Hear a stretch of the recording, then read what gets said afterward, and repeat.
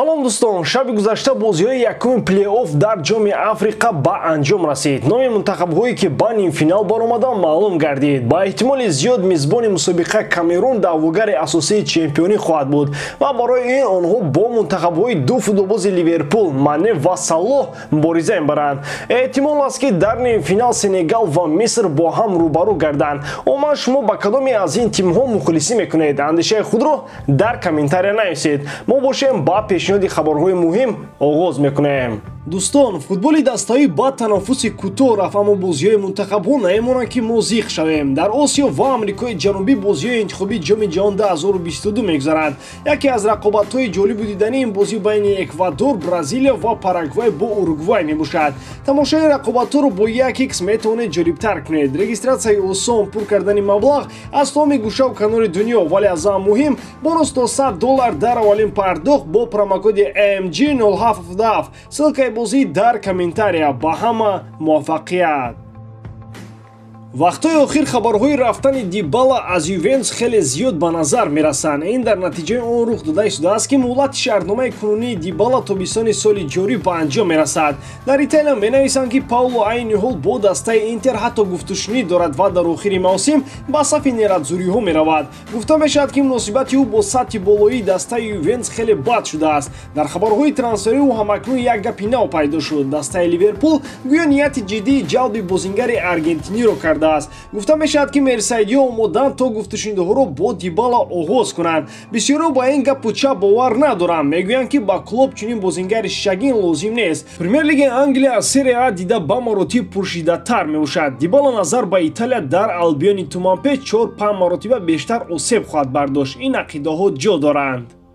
Пауло Дибала дар воқеам хеле осебпазир мебошад. Ӯ дар рафти мавсими ҷорӣ чанд маротиба осеб бардошт. Бо чунин шеваи бозӣ ва осебпазирӣ футболбози аргентинӣ метавонад дар Испания бозӣ кунад.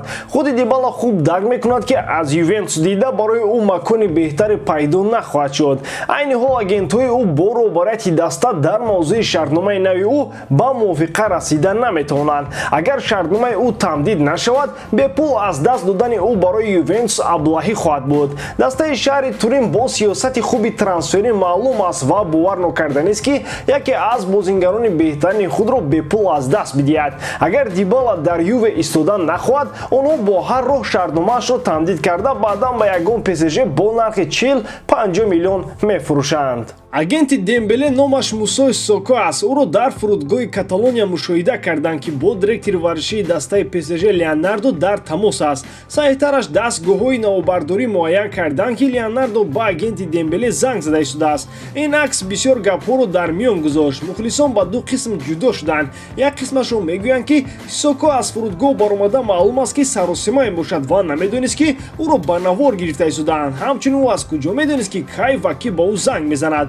Ними дуввумаш бошад, мегӯянд ки ин корро Дембеле ва агенташ қасдан карданд ва як намоиши театркунонидашуда бошад. Бо ин роҳ агенти Дембеле ба роҳбарияти Барса собит карданист ки агар каталониҳо ба шартҳои онҳо розӣ нашаванд, клубҳои дигаре ҳастанд ки бо ҷону дил Дембелеро қабул мекунанд. онҳо ҳам бо далелҳо ва аргументҳои худ мехоҳанд ақидаҳояшонро тасдиқ кунанд. Мисол мегӯянд ки фурудгоҳ объекти стратегия аст. Чӣ гуна наворҳои аз камераҳои фурудгоҳ ба интернет рафтанд. Дуввум агенти Дембеле гӯё бисёр мехост ки ҳама бинанд ба ӯ Леонардо занг зада истодааст. Ин танҳо як паём ба роҳбарияти Барса буд. Дар баробари ин тарафи сеюмам ҳаст ки бо онҳо умуман фарқ надорад ки Дембеле дар Барса меистад ё ин ки ба ПСЖ меравад. Онҳо танҳо агент ва худи бозингарро масхара карда мегӯянд ки Сисоко маъшуқаи худро бо номи Леонардо ПСЖ дар телефонаш сабт кардааст то занаш аз маъшуқаи ӯ хабар наёбад. Дуюмаш мегӯяд ки ин зани ба ҷои агенти Дембеле аст. Сеюмаш боз чуқуртар рафта ишора мекунад ки худи Дембеле номашро дар телефони агенти худ ҳамчун Леонардо ПСЖ сабт карда тез-тез ба ӯ занг мезанад ва пешниҳоди харидани худро мекунад. Агенти соддаам бовар карда аз Барса маоши бузург металабад.